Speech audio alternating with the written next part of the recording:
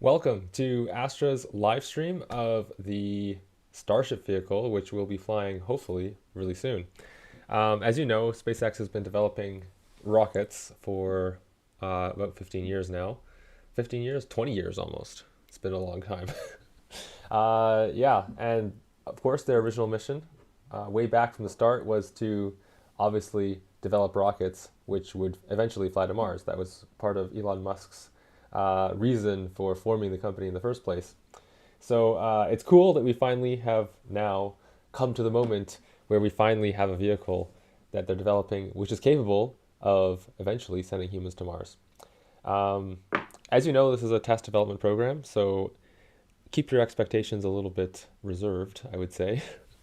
But basically, Starship, the plan is it's going to be a vehicle which can take people to Mars.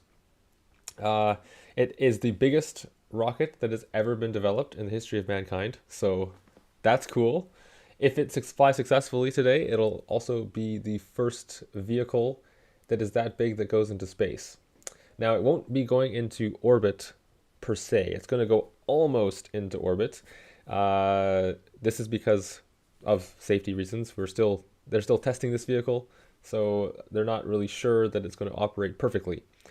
And of course, when you do that, you don't really want to send that big of a thing all the way into orbit and potentially have it end up as a piece of space junk. So this is strictly a test mission. So keep that in mind. They did do a test mission about 6 months ago where it was the same vehicle, Starship and the Super Heavy booster, and they tested it and it didn't work. Yeah, it basically lost control after 2 minutes into flight or so. So hopefully this will be an improvement on that. Over the course of this live cast, we're going to go over the vehicle. If you're not familiar with Starship, we're going to talk about the specifications, what makes it special, what makes it the most powerful rocket that's ever been developed, and a little bit about the future of what the rocket could be as well.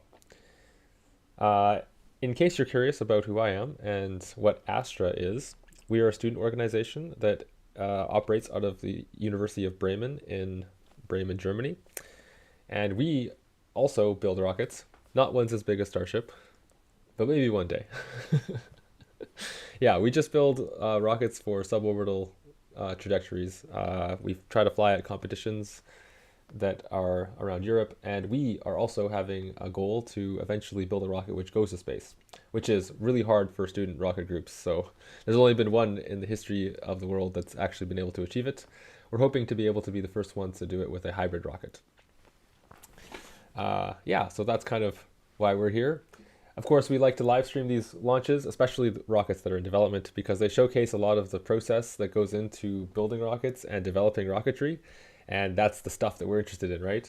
And we also get some inspiration from the professionals in the community because, of course, they tend to have good ideas, and sometimes those ideas can be used on the amateur level as well. So it's always good to grab some inspiration from the vehicles that are being developed professionally. Yeah. So without further ado, let's get into some of the cool features about the SpaceX Starship rocket that you should be paying attention to during this launch. And also, just a reminder, the launch time is in about 40 minutes. So we're 40 minutes away from launch right now. I usually have a clock on the bottom that tells you exactly when it'll launch, but I have decided not to put that on this time because, again, this is a test program, so we don't really know exactly when it's going to launch. But we do know that the window opens in 40 minutes. The window is open for 20 minutes, so at the absolute latest, it'll launch in an hour, or it won't launch at all. They won't launch unless it's like all green, most likely. I think that they kind of were a little more ambitious last time and were really excited to just, launch no matter what. But this time I think they're going to be a little more cautious. So it could be that there's no launch at all today. It's possible. But I'm still hoping that they will have everything ready and we can see something today. So in terms of the statistics, Starship is, I think, the tallest rocket ever as well. It stands at 121 meters tall. I think that's even taller than the Apollo rockets were. So it's quite a monster. It's 9 meters in diameter, which is also quite large. And it has a takeoff mass of 5,000 tons. Now, that number seems really, really, really big. It's hard to like wrap your mind around what that means. But basically, it's like a building, a building taking off, essentially. That's how huge it is.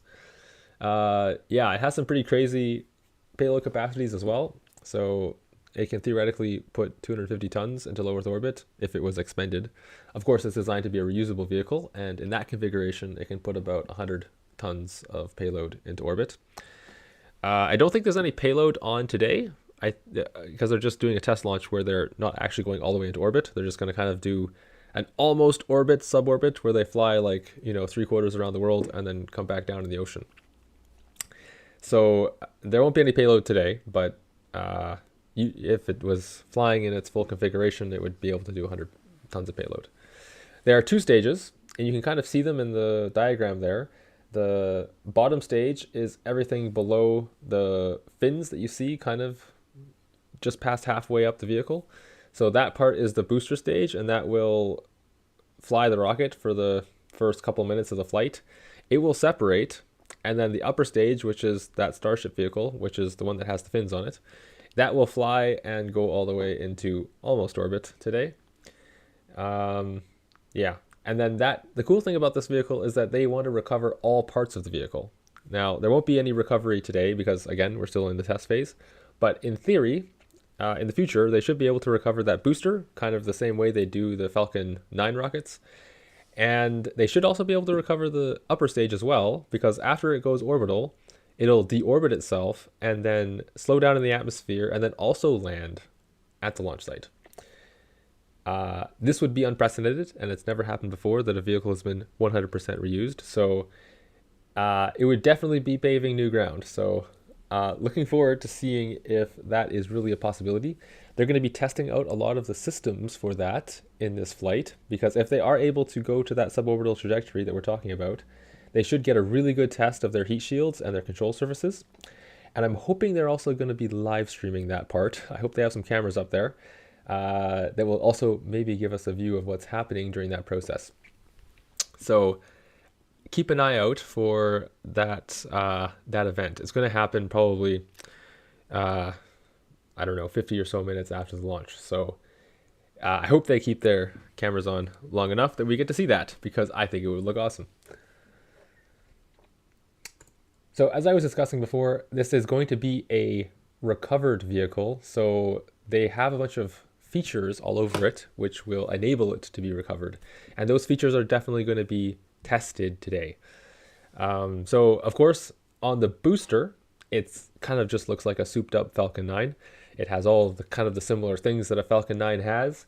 It's got those titanium grid fins, except they're like way bigger now. Like these are the biggest pieces of titanium that have ever been made in the world, I think. So really quite impressive.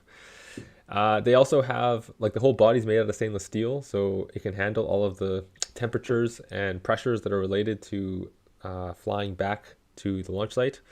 So the heating and stuff like that. It also has a bunch of hot gas thrusters, which are on the top of the stage and on the bottom of the stage, which allow it to reorient when there's no atmosphere. Because of course it will fly up to like 100 kilometers and then come back. So when you're that high up in the atmosphere, there's no air, so you can't use grid fins or control surfaces to control your flight. Now the Falcon 9 uses cold gas thrusters, so basically just some nitrogen that it shoots out of these thrusters that allow it to reorient. But the Super Heavy, which is this booster, instead uses the actual gas from the from the propellants that are inside of its tanks and stuff. So it's kind of like a optimization that allows them to save some mass. Let's just say it like that. Yeah, and of course the engines are pretty awesome because they can restart. So that allows them to be able to restart their engines, and they can land the rocket kind of like the Falcon 9 does. Except it doesn't land on any landing legs, because you'll notice that the vehicle doesn't have any landing legs. In the future, it's planned that the big crane thing, they call it maxilla, that's going to eventually catch the Starship, and so instead of the Starship landing on the ground, it's going to land on some hard points, which are kind of beside those grid fins, and the thing will kind of catch it. So quite an interesting design. Definitely a lot of ambitious stuff going on there. On the upper part of the Starship, which is the Starship vehicle, which is the one that has the fins and stuff, that also has a bunch of recovery features. It will also be caught, I believe, by the Maxilla in the future. It has a bunch of features on it that allow it to come back, surviving an orbital launch. So it'll go orbital and then re-enter. So it needs to have features that can handle re-entry. So those fins that you see on the bottom and the top of it are designed to be able to control the vehicle while it's going through that re-entry phase, and also while it's flying closer to the launch site. It doesn't really fly like a plane, and it doesn't really fly like the Falcon 9 does. It does this weird thing where it belly flops. So it kind of just belly flops into the atmosphere and then uses the atmosphere to slow itself down, and also bleed off a lot of the energy that it has through, and keep the vehicle thermally isolated as well. For that, you have these hexagonal heat tiles, which are placed all down the one face of the body that will be belly flopping into the atmosphere. And that's going to protect the surface of the vehicle from the heat that you expect on that reentry. And then just like the booster stage of the vehicle, there's also hot gas thrusters that allow it to reorient when you're high up in orbit or high up in the atmosphere where there's not a lot of air. Anyways, let's get to the live stream now. You'll notice that I think we're live streaming on Twitter this time, so bear with me. I've never actually live streamed from Twitter before. So we'll have to see how this goes.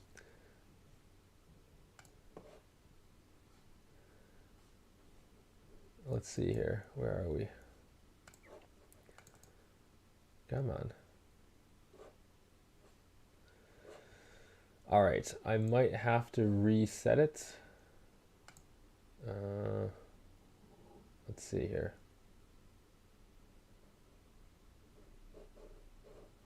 Shoot.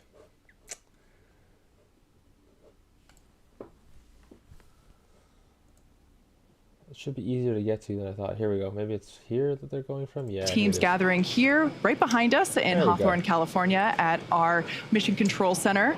You can see the crowd gathering. It is an early morning, but you got to wake up early. So now you can see the clock there up in the top left-hand corner. We're about 30 minutes away from launch. So things are getting closer and closer. Looking forward to what's going to happen here. We're on a test stand. Today is absolutely a test, and the goal is to gain invaluable data to continue rapidly improving Starship. So whatever the mission outcome today, excitement is guaranteed. Now, if all goes well, Super Heavy will fire its 33 Raptor engines and lift off from that pad right there in Starbase. About 3 minutes into flight, we hope to see the Super Heavy booster separate from the ship in SpaceX's first ever hot stage separation. This means that the second stage will light its engines while still attached to a partially lit booster. If the ship's engines light, and if the whole thing holds together, its engines will remain lit for about 6 minutes before the coast phase. Now, with those big ifs, if we get past a successful stage separation, the booster is going to perform a flip maneuver, then execute a boost back burn before it attempts a splashdown in the Gulf of Mexico. In the meantime, Starship will coast for about an hour at altitudes ranging between 150 and 250 kilometers before it makes its own re-entry into the Earth's atmosphere, and then ultimately a hard splashdown in the Pacific Ocean. Now, again, if we get past a successful stage separation, Super Heavy will leave the ship at an altitude and trajectory just shy of orbital, meaning Starship won't have to fire its Raptor engines for a deorbit burn and will naturally come back into the atmosphere. Now, meanwhile, Super Heavy will attempt a landing burn before splashing into the Gulf. While the booster will practice a landing, we do not plan to recover any hardware from Super Heavy or the ship on this particular flight. Now, with the exception of Falcon, this really is no different than what happens to most other rockets flying today that are expended or fall into the ocean after completing their mission. Now, even though we aren't planning recovery, the telemetry and data that we receive all the way to the end of today's mission is really what we're looking for, particularly with respect to temperatures during reentry and how the heat shield performs. Much like our first test, we want to gather as much data as we can around the fully integrated vehicle in this flight-like environment. Exactly. So let's talk about some objectives for today. The primary goal for Flight 1 was to clear the pad. We did that, and we got amazing data that helped us to improve the vehicle and pad that you see right there today. This time, on Flight 2, we're hoping to get all the way through stage separation, where we will try to perform this hot staging maneuver.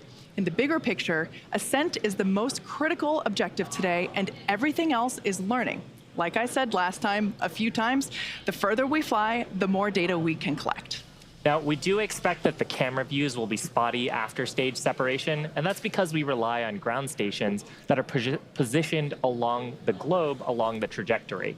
But we are experimenting with Starlink on both the booster and ship on this mission, which will be communicating with our satellites in orbit to see if we can get that data. Yeah, so if we make it past stage separation, there is a chance that we could get better live views throughout the duration of the flight test, including re-entry, where we typically have a blackout period with no communication with the vehicle whatsoever. So all that said, this is the first time that the vehicle will attempt to communicate with Starlink in orbit, so no guarantees. Now, we're at T-minus 27 minutes, so let's check in with John for an update on the countdown. How are we looking, John? Thanks, Shiva. We're currently loading propellant from the ground system into both the first and second stages, and we're on schedule for launch in just over 26 minutes from now.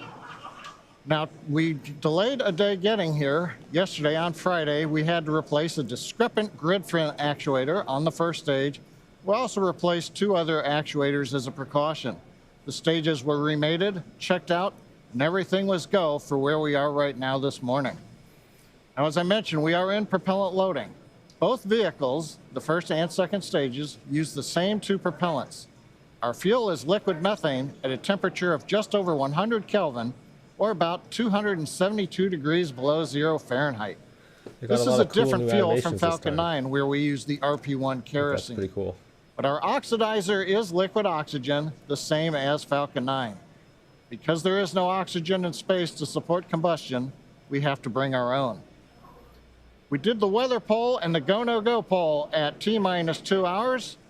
We got the goes, and we started loading both propellants on the booster at T-minus 1 hour and 36 minutes.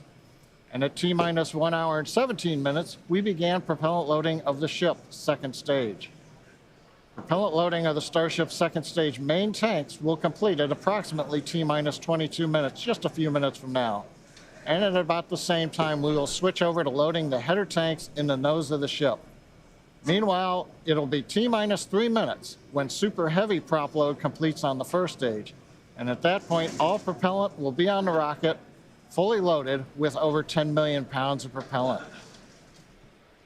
As we near T0, it's worth noting that the timing of the countdown will be slightly different today. For Flight 1, we lit the engines and lifted off about 6 seconds later. For Flight 2, we aim to reduce that time by almost 2 seconds, shortening the period between engine start and liftoff. That's good to hear. This will help reduce stress on the ground and the propulsion systems and improve the efficiency of the rocket. Hopefully they don't blow up their pad this time. Right now, we're just inside T-minus 25 minutes to liftoff. The weather and winds are looking good. We haven't had any concerns there. The only issue we're working is getting the small boats out of the near range area in the offshore from Boca Chica Starbase. We do have the possibility of holding at T-minus 40 seconds as we're trying to get the last of the boats out of the safety area. Now, if for some reason we do not make our test flight today, we have a backup launch windows. This could be either 24 or 48 hours after today. It depends on how far we get into the countdown. But for now, everything's looking good as we've passed, coming up on the 24-minute mark. I'll hand it back to you, Kate and Shiva. Yeah, Thanks, John. I think they're gonna get it flying today. I have good feelings about it. It looks like a beautiful day, and it seems like everything is working on the vehicle so far. But yeah, maybe we can talk a little bit about the flight phases that they're going to be going through. So what to expect in the countdown. You can see here that we're going to start at T-0, where you're going to see all the engines ignite, and then the vehicle will start to move, hopefully, at T+4 seconds. So the engines will be lit, and it's going to be held on the pad for 4 seconds. So don't freak out if you don't see the vehicle going anywhere. There'll be lots of smoke and flame, but of course, it's still all okay. Wait for 4 seconds, and then the vehicle should start moving. Last time, this was kind of a bit of a disastrous situation because they did kind of blow up their pad. It turns out that lighting 33 Raptor engines all at once, yeah, it kind of destroyed the concrete and the steel and stuff. After about, I think it's about 2.5 minutes that the core stage is going to burn for, you should see the booster part turn off and then the vehicle go through a separation. Now, they mentioned that it's going to be a hot stage separation, which means that they're actually going to light the engines to stage the vehicle, which is a bit questionable, but we'll see if it works. Last time they didn't get to this phase because, of course, the vehicle kind of didn't have enough thrust and started to lose its aerodynamic stability. So it wasn't able to get to the stage. So hopefully they get to the separation. I'm actually very curious to see if this will actually work. But yeah, the Starship will then fly off. The booster will come back down. It's not going to land at the launch site. It's going to try to land, not land, splash down in the ocean, which is just kind of to the east/south of the launch site. I'm not sure if they will provide a stream of that as it comes down, but they are going to test a lot of the recovery features as they do that. So they're going to be testing their grid fins, testing the reigniting the engines and stuff like that. So it will be like it's landing on a drone ship, but they just won't do it. Curious to see what that data will show. Then the Starship will then be inserted into orbit about 10 minutes after the flight. It's not going to be in orbit per se, because it won't actually complete one full orbit. It's just going to do a kind of a suborbital hop where it's going to fly all the way around the Earth and land, hopefully again. It's going to come back and re-enter somewhere around Hawaii, and it's going to perform an atmospheric re-entry and then again try to do a splashdown in a controlled way. I hope that they stream these things because I think they will be very interesting, especially the atmospheric re-entry. I'm kind of a little skeptical about whether their strategies are going to be effective enough. But if there's anyone who can do it, it's definitely them. So yeah, that's kind of the mission profile. It's going to be an interesting mission. The ship is featured with 4 flaps as well. This is a shot actually of the top of the booster where we can see the hot stage portion and the 4 grid fins. Now, those flaps on the ship portion help aerodynamically control the vehicle's attitude during atmospheric reentry and flight, and will enable us to do precise landings. The body of Starship is also wrapped in a heat shield that's made up of 18,000 hexagonal ceramic tiles. You can see them wrapping around the top of the nose here and here in this shot of the flaps. Now, those tiles are designed to insulate the vehicle during atmospheric entry, where the temperatures can get as high as 1,500 degrees Celsius. And one of our test objectives today is to verify how those systems perform during reentry.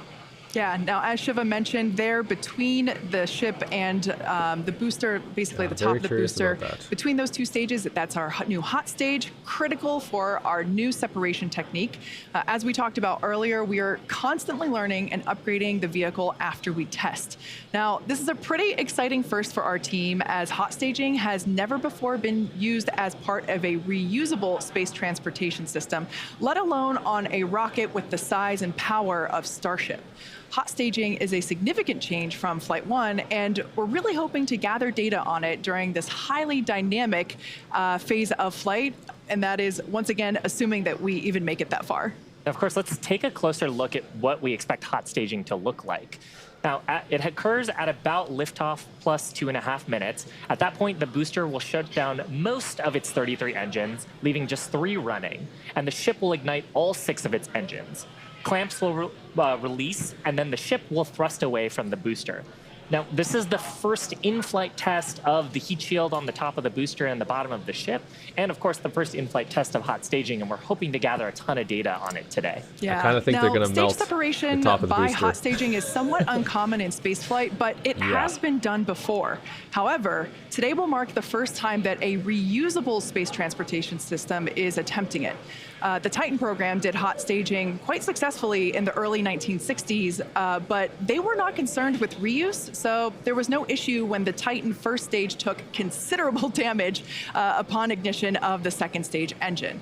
Now today, there is a good chance that our booster will also incur some damage from the second stage engines, but we need to test it out, see if the system can tolerate it, and collect data to learn how to do hot staging better next time, because ultimately, when successful, it could increase Starship's payload to orbit capacity by 10%. So more payload and more people to Mars. A separation system is 10 Hot staging also helps tons? us maximize the vehicle's performance by leaving those three first stage engines on, so gravity can't rob us of precious velocity, or at least not as much of it. Hot staging also helps to ensure the ship's liquid propellants are at the bottom of the prop tanks, which is where we need that propellant to be in order to quickly light the ship's engines. Another reason to do hot staging, it reduces the risk at stage separation by moving to a passive stage system, deleting parts and simplifying, meaning physics is going to be doing most of the work instead of mechanical parts that would otherwise be pushing the two stages away from Elon each likes other. to delete parts. That's a great summary, Kate. That's his and thing. of course, this required design changes from Flight 1. The most notable of which is the interstage here. So on Flight 1, that interstage was completely enclosed. But for hot staging, the interstage portion between the booster and the ship is going to see dramatic increases in pressure and temperature. So we had to change the structure to include vents for the exhaust gases that the ship's Raptor engines will produce. Now, the three center engines on the ship actually gimbal, they rotate, and we're going to be gimbaling them outwards to reduce the forces that are being directly imparted on the booster and maximize the exhaust gas that's going through those vents. We've also beefed up the ship's space heat shield to withstand the higher temperatures and pressures. And for today's test, like really getting through hot staging would be a major milestone. There are some risks associated with this test, but of course, the ship and booster are going to be pretty far out over the ocean in the safety zone and far away from people. Yeah, regardless of what happens, it's going to be super exciting to watch. Now, in addition to the first and second stages of the vehicle, Starship has a third stage that we call Stage 0. This consists of the launch mount, the tower, and the tank farm, all of which you can see there on your screen, as well as the pad infrastructure built around the rocket. Fun fact, it's the Guinness Book of World Records holder for the largest launch tower in the world. What a beautiful drone shot that we have here. I think it's the Also Guinness Book important World part Record of for the most system, things. but less visible right now, especially because of the fog, is our new water. Yeah, to be clear, it's the biggest launch tower, it's the biggest rocket, it's the heaviest rocket, it's the most powerful rocket, yeah. And the most reusable rocket in the future, I guess. Yeah, that's the water deluge system, which is, I think, also the biggest water deluge system that's ever been used. That we So- developed and installed between the flights, and there you can see the video of it dispensing Just 260,000 gallons of water. insane And amounts that's of water. designed to dissipate those loads from the Raptor engines and support rapid turnaround of the launch pad with minimal refurbishment between flights. Part of a rapidly reusable launch system also means the pad infrastructure. Yeah. We've performed multiple standalone tests and have used this new system for both the Flight 2 booster static fire tests. And we've also reinforced the pad pretty significantly from Flight 1. Yes. Now, also part of Stage 0, we mentioned before, the launch mount. Kind of hard to see there, but it's what the booster is connected to. Oh, here we can see basically the legs of the Actually a launch pretty mount. cool view. This is what holds Starship and all of its mass. It holds Starship during ignition, right there at the Super Heavy booster. This is what houses all of the equipment needed to fuel the Super Heavy booster and condition it for flight, as well as all of those electrical, communication, and data connections between the ground and Starship. Bottom line is, it's an important part of how we talk to Starship on the ground and understand that it's really ready to fly. And of course, the awesome camera shot there of those 33 Raptor engines. Such a great view. We Yeah. don't have that view for Falcon 9, I so I wish we did. love that we get it here. Now, as we mentioned earlier, the real game changer with Starship is not only mass to orbit capabilities, but that it's designed to be used over and over and over again with little to no downtime in between. Full and rapid reusability is the key to making routine space travel a reality, and SpaceX has been working on this since its inception. Yeah, with SpaceX's family of Falcon launch vehicles, which are the first and Yeah, the reusability thing is really important. I think that is the key to what's going to allow them to develop rockets which will go to Mars in a cost-effective way. So if they can master this with the full reusability, and it starts here, starts with the Starship test. If they can get this vehicle working the way they want it to, it's really going to be a game changer in the launch industry. So this is history, guys. Team today, this was not always the case. For those of you that have been following along since our early days, you know that it took us 4 attempts before we successfully launched our first rocket to orbit. Here you see our Falcon 1 Flight 4. 15 years ago in September, that vehicle became the first privately developed liquid-fueled launch vehicle to orbit Earth. If Falcon 1 Flight 4 had not succeeded, it would have meant the end of SpaceX. And our first successful landings didn't come easily. We had to miss the target a few times before we ultimately stuck the landing. But each of these landing attempts, how to not land an orbital rocket, were teaching us what we needed to know in a flight-like environment to get that full picture of how all the systems interacted together. Oh man, yeah, this is me trying to not get goosebumps watching this first drone ship landing. I hosted that webcast, and it was so exciting to see that iterative development approach that we took finally paid off after so many attempts I remember of watching failing. that one. Now that failure is expected to help improve future designs of our vehicles and systems. So fast forward to present day, we've landed F9 boosters over 245 times since our first reflight of an orbital class booster 6 years. It's crazy that that's just like normal now. It's like, yeah, Falcon 9's land. Just like 8 years ago, it was crazy. Now it's normal. Prove. And failure doesn't just mean blowing up a rocket. It might be not being as efficient as we want to be or producing slower than we want to. So that approach has been the basis of how we've made all of our major innovative advancements. All right, guys, 11 and a half minutes. We're All coming right, up now quickly here. Falcon 9 has certainly come a long way, and Starship will too. But as a reminder, today is a test. We really hope to get to stage separation, but any data received will help us improve. It's the second of many future flight tests of Starship before it becomes fully operational. And these flight tests teach us about the limits of our design. They help us improve our understanding of the vehicle, and ultimately will help us to make Starship more reliable and rapidly reusable. So again, whatever the outcome and however far we get today, we can promise excitement. So why are we doing all of this? Why do we need a rocket this big, and why does it need to be reusable so quickly? And that answer goes back to SpaceX's mission, which is to make life multiplanetary. Yeah. We aren't just building a new spacecraft. We're changing what it means to go to space. By building the most powerful rocket ever flown and a ship designed to carry people, cargo, habitats, satellites, and more, we're unlocking a future where our dreams of exploration will no longer exceed our grasp. And this mission continues with flights like today's integrated test. And these are flights where we're going to fail fast, but learn even faster, where each time we're going to try something new while flying something that we've improved. And ultimately, that's going to build up a fleet to fly early and often as Starship rapidly evolves to become more capable and more reliable. The first stop is our nearest neighbor, with a surface that hasn't seen visitors in more than 50 years. Under Artemis with NASA, Starship will return people back to the moon. After those first expeditions, we'll be ready to fly more people along with everything that it takes to build a moon base. Think about that. Hardware that will enable us to live on another world is sitting on a launch pad on Earth right now. And the moon is just the proving ground. When the time comes to make that leap to Mars, everything gets ratcheted up by orders of magnitude. The logistics of supporting an entire city on Mars are daunting, requiring millions of pounds of cargo flown from Earth spread out over thousands of launches. We just broke our own record for the number of launches in a single year, and we're going to break it again next year. Now, in the years to come, Starship is going to dwarf those figures as we bring it online and truly make life multiplanetary. But for now, anyway, as the clock counts down to today's flight test, why don't we get another status update from John?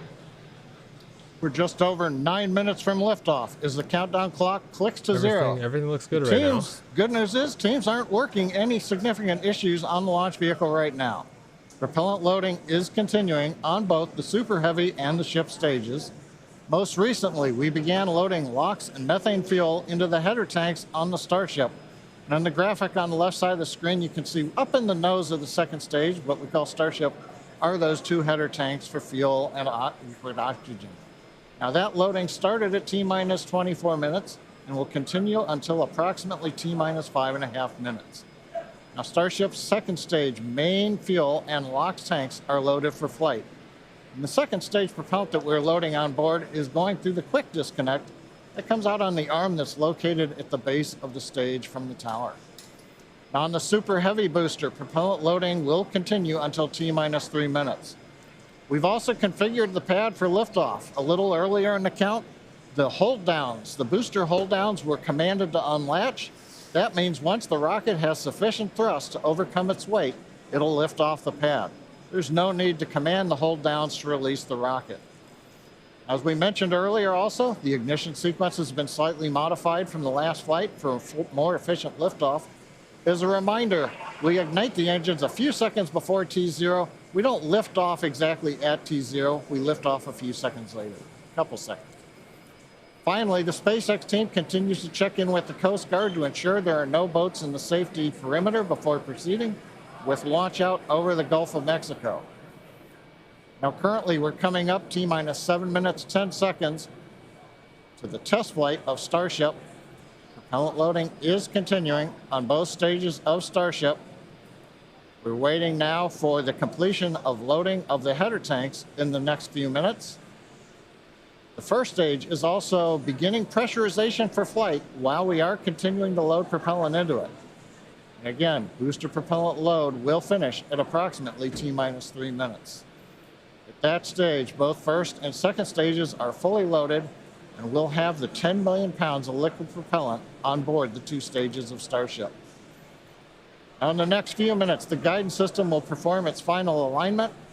We'll get the automated flight termination system that'll arm, and the final TVC checkout will be performed. We may get a view looking up at the engines as we gimbal the 13 middle engines to check them out just before liftoff at about T-minus 90 seconds. If we need to hold, it would come at T-minus 40 seconds. That's the point in the countdown where we can pause to wait for final checkouts or pressurization to complete. Or as we're hearing right now, we're still working a few boats in the area that are headed south. Oh, come on. Keep the boats out of here. The boats are heading south, but we are still planning to hold at T-minus 40 seconds if necessary. Man, if we have to hold for boats, this is not going to be cool. Just amazing views of today's launch. There's nothing quite like a launch at basically sunrise. Sunrise, I think, was just about 10 or 15 minutes ago out at Starbase. So everything seems to be tracking well. We're just 5 minutes away from the start of the launch window. They do have 20 minutes, so keep that in mind. Just if they miss the T-minus 0, they do have 20 minutes in their launch window, so they could, launch a couple of minutes later if they need to. I don't think they can recycle. They have a lot of time they have to spend to load everything. So I think they will just go with one try. Hopefully the boats don't become an issue, though. That would be really annoying. Right now, everything's looking like truly, like launching in the morning is really incredible, I have to say. I hope that everything goes well here. I think we're going to get some pretty awesome views. So 5 minutes away, guys. We're almost there. And propellant loading should be finished very soon. And then we will know, once we get past the minus 40 seconds, we're going to be pretty sure that this thing's going to take off. So stay tuned. And there are other objectives for today, too, assuming we get farther than stage separation. There's goals to test out how reentry goes on the ship portion. I'm really looking forward to If the booster seeing survives re-entry. stage separation, then it's going to try a boost back burn and hopefully a soft landing as a sort of dress rehearsal for what it would look like on land. So everything coming up to that big design change, though, of hot staging today. Yeah, exactly. Like you were saying, that booster, it will be attempting a water landing in the Gulf of Mexico. We don't intend to recover any of the hardware for either the ship or the booster today. But that booster, yeah, we want to try and demonstrate controlled ascent through most engine cutoff. We want to try to demonstrate that hot staging separation and boost backflip, trying to basically demonstrate controlled burn and entry and that soft water landing. Like you said, it will help inform when we attempt a land landing, but we start in the water first. Exactly. Just like we did with the Falcon 9. Yeah, exactly. And, just getting to hot staging, though, is going to be farther than we got on Flight 1. Yes. To be clear, the hot staging is where they're going to actually attempt to separate the booster and the ship from each other after 2.5 minutes when the booster runs out of fuel by igniting the second stage. So they don't have a separation system on there, really, that like pushes the two pieces away before they ignite the engines. They're just going to use the engine as the way to push away from the booster. They're doing this to save mass. We'll see if it works. Depending on the reason for the hold, we can hold for up to 30 minutes. And today, actually, our entire launch window is about 20 minutes, so the whole duration would cover most of our launch window. Yeah. And that's different from Falcon. Yeah, absolutely. With Falcon, we have to go exactly at T0. That 40-second hold is super helpful. If we need to, for example, we need more time to pressurize the COPVs for flight levels. Perhaps fuel. If the engineers just need to look at some of the data, see how engines are performing, or the avionics. Exactly. Those checkouts, being able to have the opportunity to top off the fuel or LOX if it's not fully loaded. And, we might want to... Yeah, hopefully we don't have to deal with a hold, but it could happen. So just keep that in mind. But, we don't have that option on Falcon, so it's a little bit different here. We're just inside T-minus 2 minutes and counting. The good news right now, we're hearing it doesn't look like we're going to need to hold a T-minus 40 second as the boats are clearing out of the way. Yeah, no problem. Always happy to stream. Of course, we are just as passionate about the rocketry as you all, so we're really looking forward to seeing this thing fly. And I really hope a boat doesn't get in the way. That would really not be cool. There's lots of cool new things that are going to be tried on this flight, and I am really looking forward to seeing how they perform because, definitely never seen hot staging before. Definitely not for a reusable vehicle. And the re-entry part is going to be interesting if they manage to get that far. Also, just watching 33 Raptor engines fire at the same time is always a bit dicey. So let's see. We're coming up on this T-minus 40 seconds now, and we're going to see if we're truly going to be able to get through the launch window here. Watch that. And as we press to T0, we're going to watch and listen the second test flight of Starship. Yeah, I think the Raptors will do a little better than last time. We shouldn't see like 5 or 6 engines going out in the first couple of seconds.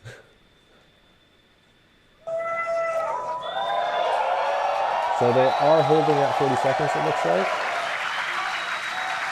And they're moving forward, so that means that everything's good. It's gonna come, guys. T-minus 30 seconds. 30 seconds away. Back to rapid recycle. Oh, no, never mind. Okay, they've gone back to 40 seconds, so they have to check something out, clearly. But keep in mind, they still have 20 minutes in their launch window, so they can, fix a little glitch and then send the rocket back up. It's not an instantaneous launch window. So, yeah, don't freak out yet. It might still work out. Back at Hawthorne, we're at T-minus 40 seconds in holding. We had a rapid recycle. We've not heard anything over the countdown net as the team works both first and second stages. We're going to monitor the nets here for a minute. So rapid recycle just means that they are working through an issue, and they're hopefully going to be able to reset the clock and start the countdown again. So keep that in mind. Again, for those just joining who came in just the last minute here, it is a 20 Got a little bit of an launch update. window. We're continuing to hold at T-minus 40 seconds. This is the normal hold point for Starship, as we talked earlier. Sounds like we're working just late pressurization on, I believe, the second stage. Team is working it. All the other systems are on hold right now at 40 seconds. We can hold here for about 15 minutes or so before we would run out of window for this morning. Yeah, 42 seconds would have been more SpaceX's So right style. now they're working on filling pressure vessels. They should modify it. And ideally, we'll be able to solve this and come back and release the clock at T-minus 40 seconds. We're going to continue to listen and monitor for another few minutes. So it looks like just a pressure issue on the upper stage. That's the Starship part of the vehicle.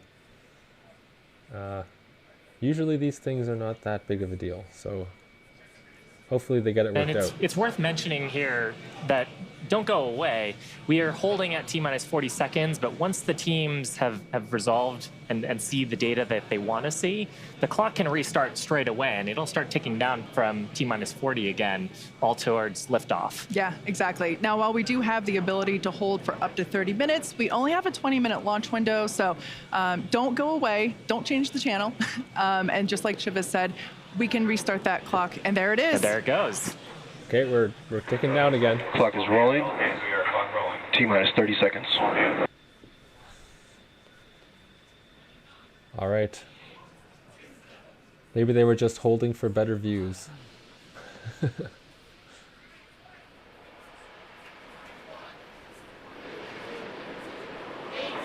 15. All right, 10 seconds, 10, guys. 9. This 8, is it. 7, 6, 5, 4, 3, 2, 1. And they're igniting. We have liftoff. Okay, is it going? It's lifting off. It's lifting off. It's going.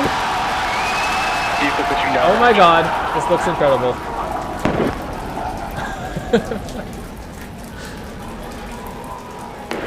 Okay, everything seems to be working nominally so far.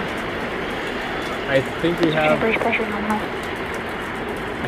a better. I think all the engines are firing. There's not a single one that's out.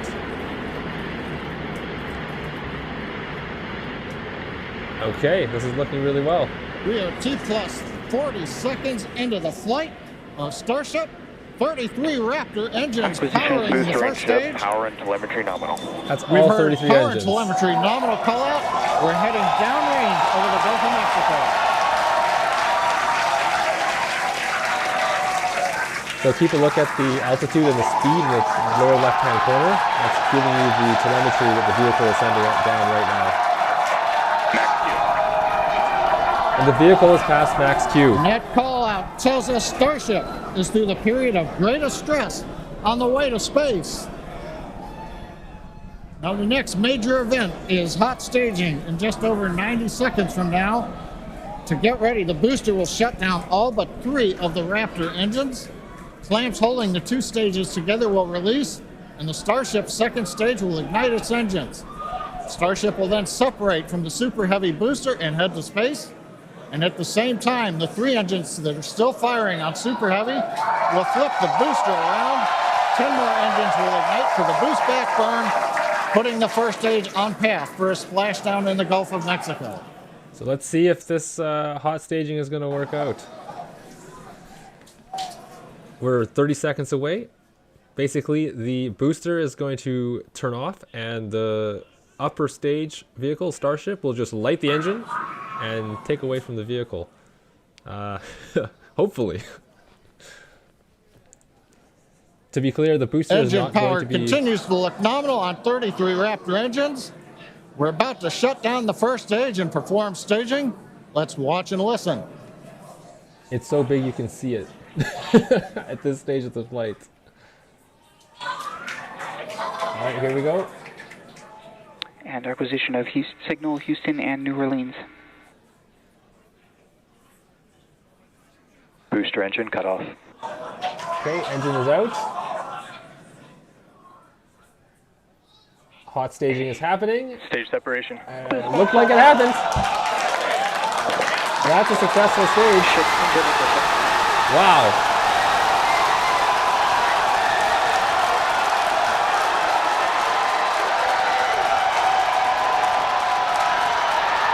You're hearing the cheering. Wow.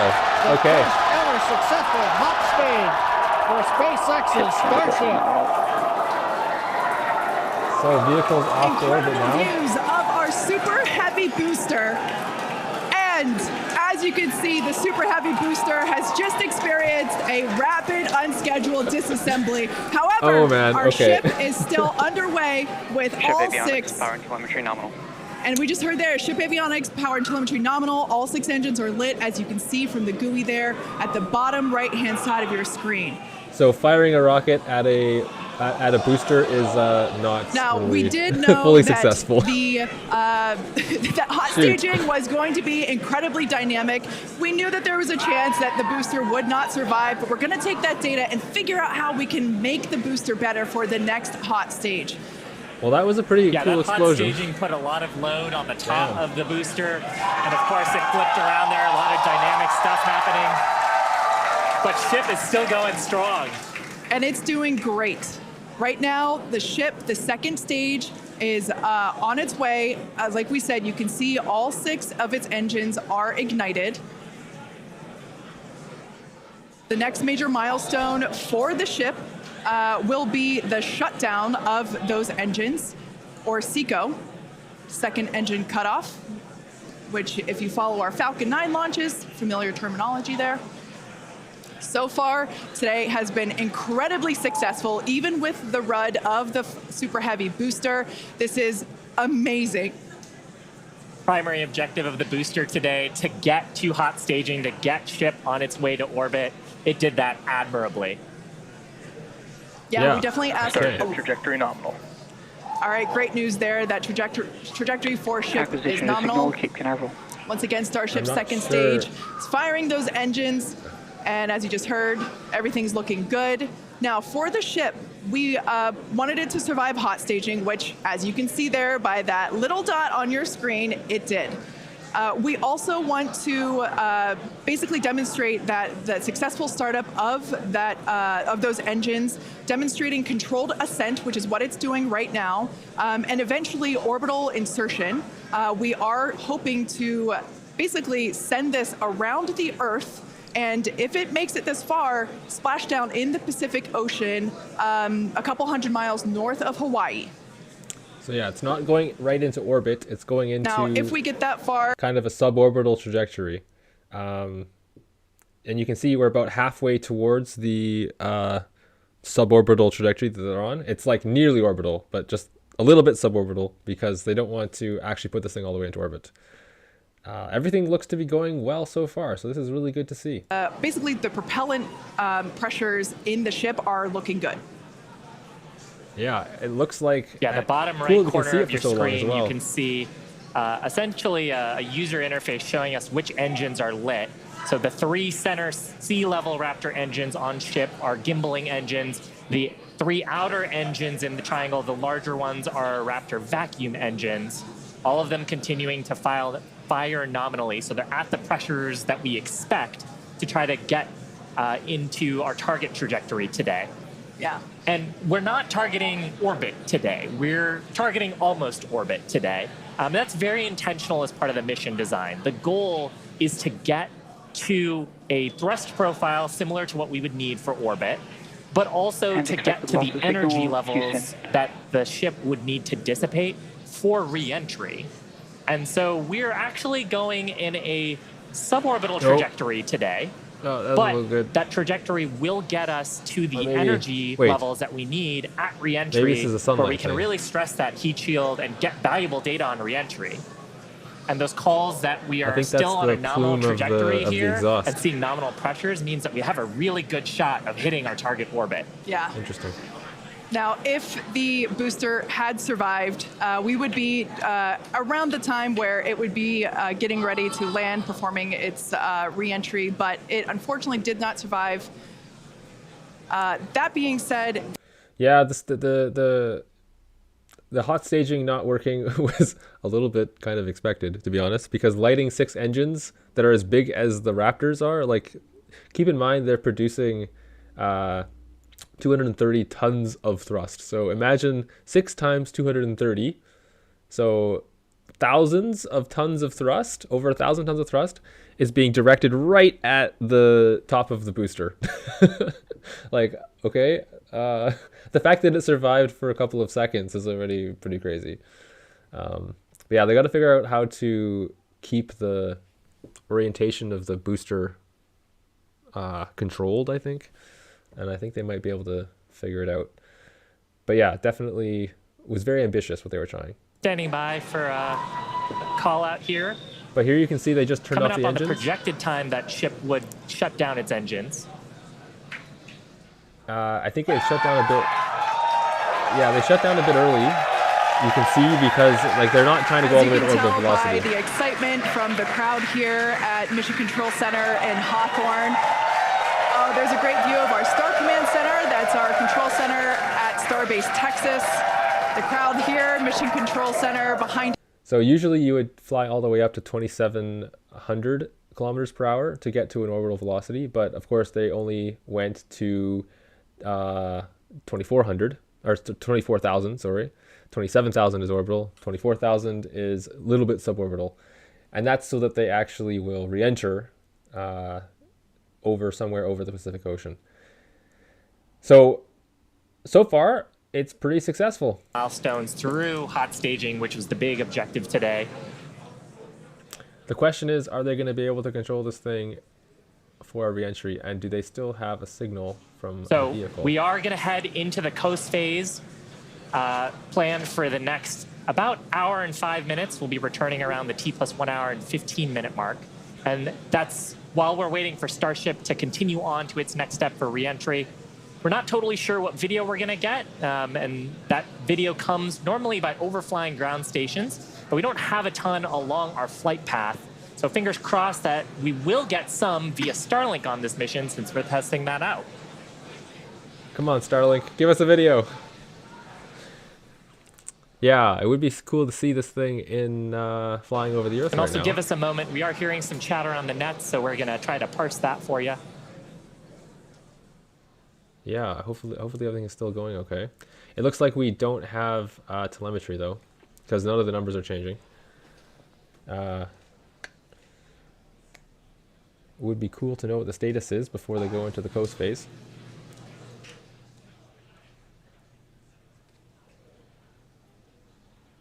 But yeah, definitely a lot more successful than the last launch. Other than the booster exploding, so far everything seems to be progressing pretty well.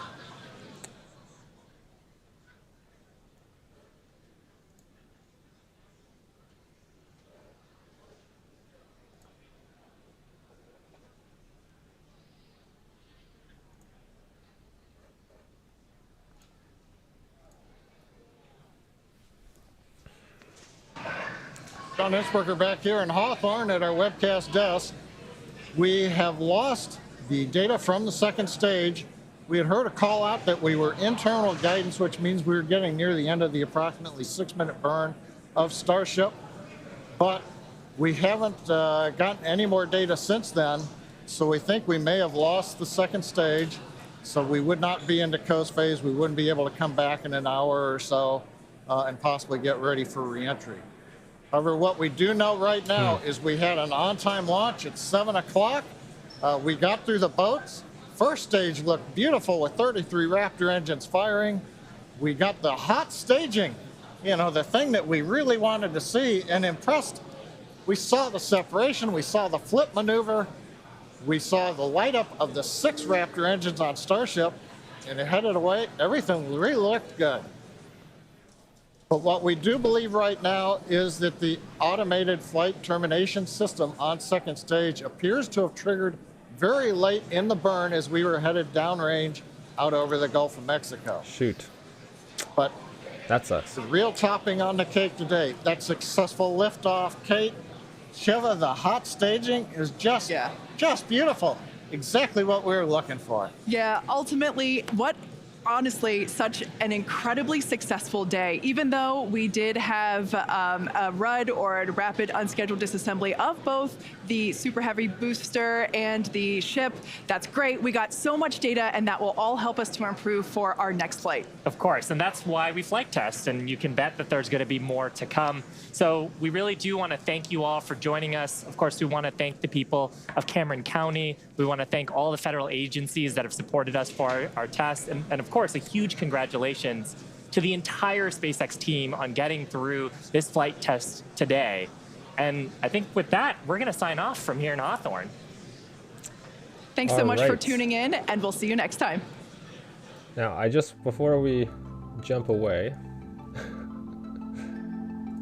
I'm curious, can I go backward in the stream? Oh, come on, Twitter. You're killing me. Okay, I'm not sure how to go backward in the stream. But it's clear that, yeah, they had a couple issues with this flight. So first of all, the hot staging didn't quite go perfectly. They did separate the second stage from the first stage, so at least that's positive. But they definitely need way more shielding on the booster if they're going to be able to pull this off. Like, I don't think they fully thought that went through. But yeah, I mean, it still worked, I guess. But if they want to recover the booster, yeah, they'll have to beef it up a bit. Yeah, tomorrow for flight test 3. I don't know, man. The way I'm sure Elon will say something like that. He'd be like, yeah, flying next week. Don't worry.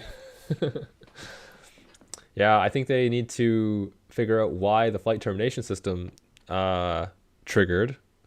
That's really weird that it would trigger so late and the burn like that. That means they must have been losing control of the vehicle. I don't know. Kind of weird. It could be that something went wrong at the last bits, maybe due to the fact that the vehicle was so light and it has maybe a change in the specific gravity of the vehicle, and the center of gravity maybe created some sort of issue. I don't know. Something that they haven't seen before. So they've never flown the Starship that high before. Maybe there's something that happens that they weren't expecting. I don't know. They definitely have to go through their data and check that out, though. I would like to go back in the stream and see the moment when that happens, though. I don't know if there's a way I can do this. Surely they should have a way where you can do this. I don't know. SpaceX streaming from Twitter. I don't know. I don't know if I'm a fan of that. I definitely like the YouTube streams better, because then you could like go back in the stream and like see specific stuff that happened. Anyways, guys, thanks for joining. Always cool to see the development of a ship like this, and interesting to see like how they work through their problems and stuff. As you can see, it's never perfection at the start, right? There's always a development process, and understanding that's important, because engineering is all about going through that development process and iterating and making your designs better as you go along. This is definitely one step ahead. So yeah, they said that they lost connection, but they also said at the end that they think it was the flight termination system. So I don't know. We'll see. You have to definitely check out their Twitter and their social medias, because they probably will release some information about what went wrong. Yeah, and hopefully the FAA doesn't come down on them too hard. Hopefully the Starship lands somewhere safe in the end. Doesn't like crash over land or something because it didn't quite get to the right velocity. I don't think it's going to make it to the Pacific Ocean. Yeah, we'll see. Anyways, guys, thanks for tuning in, and looking forward to seeing you next time. Remember to keep expanding your horizons.